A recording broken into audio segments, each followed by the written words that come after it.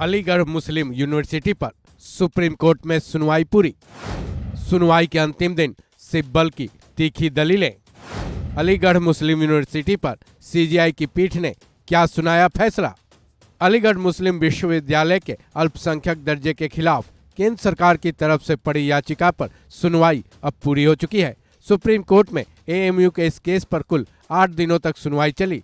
Supreme court में केंद्र सरकार के वकील सॉलिसिटर जनरल तुषार मेहता और एएमयू की तरफ से पेश वकीलों ने अपनी अपनी दलीलें दी।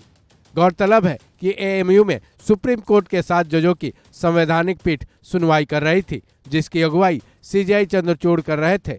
सवाल यह है कि सुनवाई पूरी होने के बाद सुप्रीम कोर्ट की इस संवैधानिक पीठ ने क्या फैसला सुनाया। क्या एएमयू के अल्पसंख्यक दर्जे को समाप्त कर देने वाला फैसला आया, या फिर केंद्र सरकार की सुप्रीम कोर्ट में इस मामले में हार हो गई। सीजेआई की संवैधानिक पीठ का फैसला जानने से पहले ये जान लीजिए कि एक तरह से इस सुनवाई का आखिरी दिन यानी 8वां दिन पूरी तरह से एएमयू के वकील कपिल सिब्बल का रहा, क्योंकि सुनवाई के आखिरी दिन उन्होंने ऐसी तीखी बहस की और ऐसी जोरदार दलीलें दी। इसको हम इस वीडियो के अगले हिस्से में जानेंगे। सबसे पहले जानते हैं कि एएमयू के इस केस में सीजेआई की अगुवाई वाली संवैधानिक पीठ ने क्या फैसला सुनाया है। सुप्रीम कोर्ट की संवैधानिक पीठ ने पूरे 8 दिनों तक दोनों पक्षों की दलीलें सुनी, जिसके बाद सुनवाई पूरी होने के बाद फैसला सुरक्षित रख लिया गया है। हालांकि ये भी साफ नहीं है कि इस पर फैसला किस तारीख को सुनाया जाएगा। वहीं सुप्रीम कोर्ट में एएमयू के वकील कपिल सिब्बल ने 8वें और अंतिम दिन की सुनवाई में जोरदार बहस की। सबसे पहले तो उन्होंने इस पूरी बहस पर ही सवाल उठा दिए। इसके पीछे उन्होंने तर्क दिया कि ये एक दुर्भाग्य की ही बात है कि एएमयू अल्पसंख्यक दर्जे प्राप्त संस्थान है, फिर भी उस पर कोर्ट में डिबेट करनी पड़ रही है। सिब्बल ने कहा कि एक सेक्युलर कंट्री में जो बहुलतावादी संस्कृति वाला रहा है, उसी देश में हम अल्पसंख्यक संस्थान के दर्जे पर बहस कर रहे हैं। ऐसे में यह इतिहास में एक बुरे दिन के तौर पर ही याद किया जाएगा। सिब्बल ने दलील जारी रखते हुए कहा कि बात यहीं खत्म नहीं होती। इस केस में बहस के दौरान कोर्ट में ये भी सवाल उठे हैं कि सर सैयद अहमद खां अंग्रेजों के वफादार थे, जिन्होंने एएमयू की नींव रखी थी। सिब्बल ने आगे कहा कि कोर्ट में यह भी तर्क दिया गया कि हम अंग्रेजों के वफादार थे, क्योंकि हम उनकी सेना का हिस्सा रहते हुए फर्स्ट वर्ल्ड वॉर का हिस्सा थे।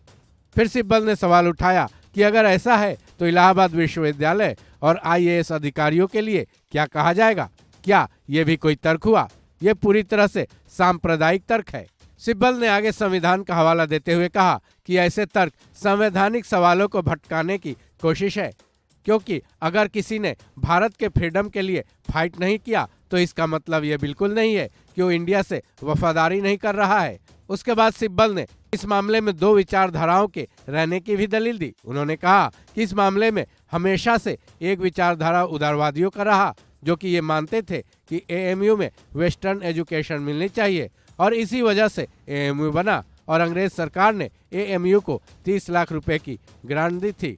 गौरतलब है कि एएमयू में 8 दिनों तक चली बहस में संविधान की धारा 31 रिजर्वेशन, एएमयू एडमिनिस्ट्रेशन में मुस्लिमों की संख्या, स्टूडेंट्स में मुस्लिमों की संख्या, एएमयू एक्ट 1920 जैसे अहम मुद्दों पर तर्क दिए गए। साथ ही इन 8 दिनों में सीजेआई की अगुवाई वाली संवैधानिक पीठ और खुद सीजेआई ने कई सवाल दोनों पक्षों से दागे, जिसके बाद इसकी अब सुनवाई पूरी हो चुकी है, जिस पर फैसला सुरक्षित भी रख लिया गया है। अब दोनों पक्षों के साथ सबको इस बात का इंतजार है कि सुप्रीम कोर्ट के दरवाजे से इस पर क्या फैसला निकल कर आता है। इस खबर में बस इतना ही। बाकी अपडेट्स के लिए जुड़े रहे वन इंडिया हिंदी के साथ।